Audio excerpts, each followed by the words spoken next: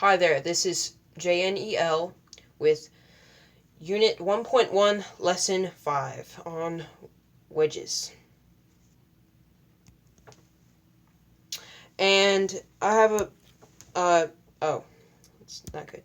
I have a drawing of a block of cheese because that could be an example of a wedge. So, about wedges. So, certain wedges could look different, and this kind of ties into geometry. I mean, what doesn't? So, you still can use the Pythagorean theorem to solve for a side on a wedge, like with the inclined plane. Tip, you should probably watch that video before this one. But the three different kinds of triangles that there are is a right triangle. This might appear easiest to solve a side for because you can tell exactly where all the where the right angle is. And so that's a right triangle. Then there's acute triangle that would look like this. And I'm not going to go into the exact definitions. If you want the exact definitions, just go to JNGL, which is Jacob Nash Geometry Lessons. But here's where the right angle is. It's obviously not that, because that's like probably 45 degrees. If this was actually to scale. But imagine a dotted line coming down here, and then you can see that there's two right triangles within that acute triangle.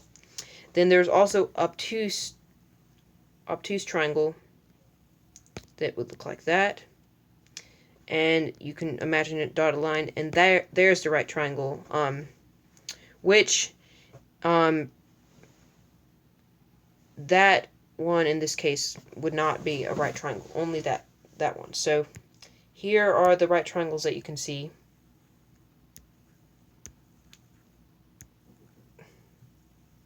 Ooh, that's not working good. And then here. So there you go. I say that because there may be a situation, which there probably is, where you would need to know that.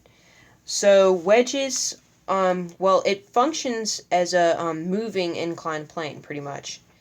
And so some questions that you might see by PLTW would say, oh, well, here's a wedge that acts as an inclined plane. If that's the case, then you can tell that it's a right triangle right away.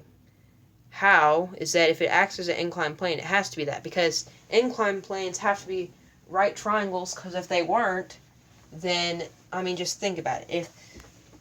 If the ground was like this, and the inclined plane was like that, then, and the truck was like that, it would just be floating. Like, if that was an example of a inclined plane, it would just be floating in air. Like, that's not even possible. So, or if somehow the inclined plane was shaped like that, it would be terrible because it would just wobble over. So it has to be a right triangle. So let's see. Let's just try to find the IMA of and AMA of this example. So let's see. Erase all. So this one would not act as an inclined plane. Okay, so first we need to label the L and H sides. First of all, we need to form this into a right triangle. Let's just use that, and I will do blue around where the triangle is. Okay, that's terrible. Okay, now for this is different. For inclined plane, this side would be the L and this side would be the H. But that is not the case for wedges. Instead,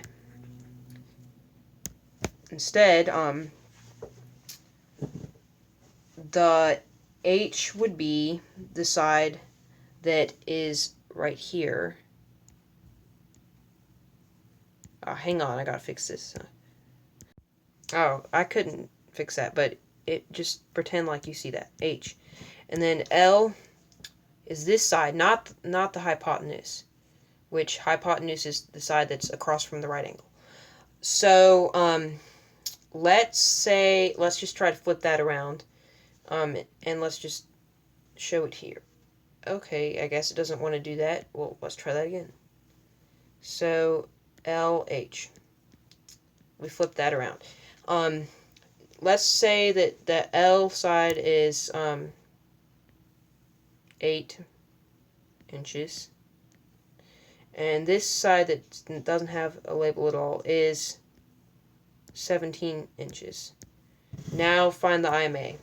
IMA is still DE over DR, but it also is L over H for inclined planes and wedges. See more information about that on the inclined plane one. But I said that in the last video that it's the same formula, but the L and H are at different places. So don't get that mixed up. But we don't know the H, so we have to do Pythagorean theorem like we did in the other video. So, once again, that's A squared plus B squared equals C squared. That's terrible. B squared. Okay, so we'll label this A, B, and C. Remember I said A and B can be used interchangeably, and then C has to be the hypotenuse. So, we know A, we don't know B, so B squared equals 17 squared. So that's 64 plus B squared equals, hold up a second, 289, 289, let me just double check that. I'm not always good at remembering those. That is what it is, okay, thought so. And then, so now we have to subtract 64 from both sides. So 289 minus 64 is 225. So B squared equals 225. So then square root of both, and we find out that B is 15. Like in the last episode, if you know these triangles, there's 8, 5, 17 triangles. That means that if one side is 8 and 17, then the other has to be 5, or other vice versa. So let's just get this all gone. So now we know that that this side, which I should have drawn that lower. Let me try that again. This side, let me just pause for a second. Okay, so it's the L is 8, so remember it's L divided by H, and then so yeah, I've drawn that, and so it's 8 divided by 5. Now that we found that out, and that means that the IMA is 1.6. Sorry, I forgot to add the inches. They cancel out. So it's 1.6. That's the IMA. Now, as far as AMA goes, there are certain forces that would happen. And in this example, let's say that there was a force over here. Let's say it was 700 pounds, and then right here, 200 pounds on the top of it. So what could this wedge be? Well, let's just say that there's a little like chip grain thing, and someone's hammering it into a certain surface, maybe, and there's a force coming off of it, and the force that they're hitting with. So that means that this has to be the effort force, because that's what someone's hitting with. And then this has to be the resistance force, because that's what's coming off of it as a result of the effort. So now we know the AMA is FR divided by FE. So FR, that is the 700 divided by 200. That looks like 260. That's not what that is. 700 divided by 200 equals 3.5. So the AMA is 3.5. So now let's try to find the percent efficiency. That is AMA divided by IMA times 100. So the AMA was 3.5, the IMA was 1.6. So 3.5 divided by 1.6 is 2.18 or 19 approximately. You multiply that by 100. The wedge is 219% efficient. That is definitely good. So there you go. That is all for this video. And you can see the final Simple Machines video on screws next up on the playlist if you're watching the playlist, or just click on the channel and find playlists and see Unit 1.1. Thanks for watching.